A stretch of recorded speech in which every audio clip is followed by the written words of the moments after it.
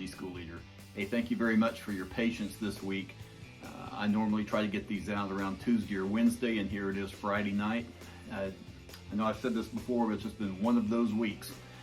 But anyway, what do we have coming up just in a couple of days? We're continuing in the unit that's entitled How to Know God's Will. We're in the 5th lesson. It's called God's Will and My Circumstances. It's out of Romans chapter 8, verses 24 through 32. And the point of the lesson is that God works on your behalf, even in seemingly random circumstances. Well, have you ever lost a job or been in a broken relationship? You've just felt alone? Well, the good news is that you're not. The Holy Spirit's not only our helper and our comforter, but He is our intercessor as well. And if we look down just a couple of verses past our text this week, down in verse 34, we see that Jesus also intercedes for us. You know, I've been thinking about this as we've looked at these last several lessons. You know, the series is on knowing God's will, but almost every lesson has something to do with the Holy Spirit. So it's also a kind of study of the Holy Spirit too as we go along. Well, let's look at a few of these verses. In verse 26, it says that the Spirit prays for us and helps us in our weakness because we don't know what to pray. Now, here's what that verse is not saying. It's not saying that, well, sometimes we just don't know what to pray for, we're frustrated, we're overwhelmed, and so the Holy Spirit just jumps in, and he just jumps in there and he prays for us. What the verse is saying is that we don't know what to pray for as we should, so the Spirit intercedes for us. William Barclay has a couple of good reasons why it is that we can't pray as we should. And one is that we can't see the future. You know, we might be praying for things that we think are good, but will ultimately be bad. One example of this is that country western song by Garth Brooks about I thank God for unanswered prayers. You know, in the lyrics he talks about he went to a high school football game and he saw his old flame there, and he looked at his wife and looked at how he remembered how he used to pray to, you know, that he would marry this high school flame, and now he looks at her and looks at his wife and thinks, hey, I thank God for unanswered prayers. Because see, we don't always know what really is for our good.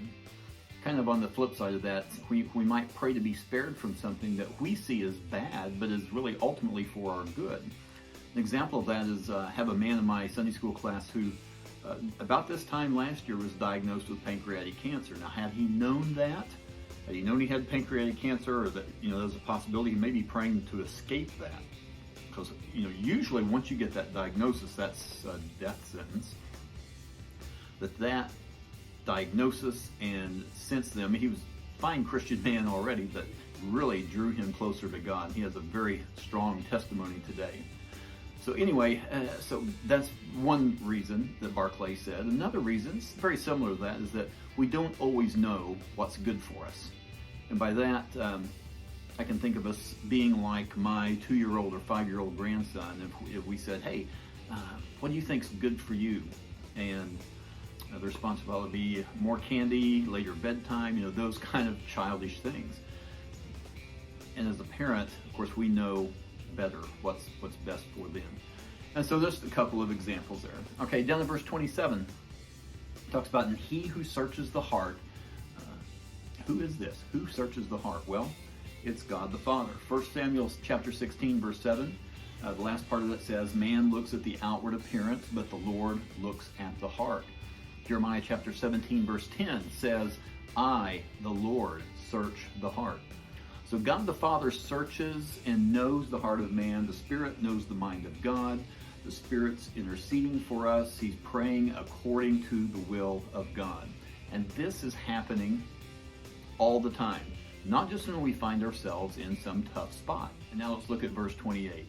What it does not say is that all things are good, because all things are not good. It doesn't say all things are going to work out okay. It doesn't say that. It doesn't say, or it doesn't imply that if you lose your job, there's probably a better one around the corner. Okay, it doesn't say that. What it does say is that for people who love God and are called according to His purpose, and we're going to look at what that purpose is here in a few minutes, because it is actually defined in the next two verses, 29 and 30. For people who love God and are called according to His purpose, all things all things, even what we consider those bad things, those terrible things, work for the good of that person. Okay? Even as Paul mentioned in a few verses earlier in Romans chapter 8, verse 18, the sufferings of this present time, even those things work for the good of the person.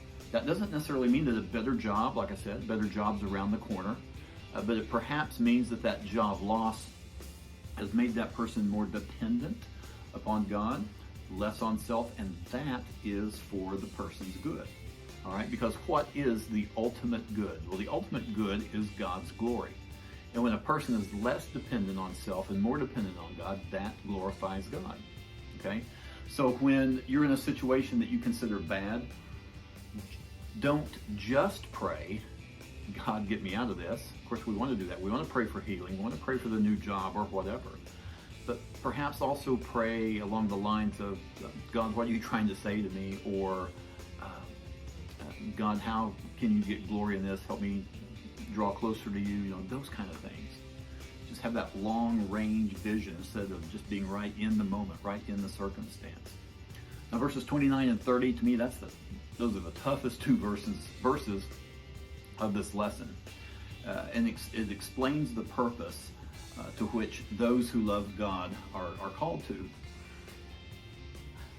I took a couple of different translations, the NLT and the Phillips translation. It just really simplified it took all these big theological words, just made it easier for me to understand at least. So listen to what the NLT says. For God knew his people in advance, and he chose them to become like his son, so that his son would be the firstborn with many brothers and sisters. The Phillips translation says, God in his foreknowledge chose them to bear the family likeness of his son, that he might be the eldest of a family of many brothers.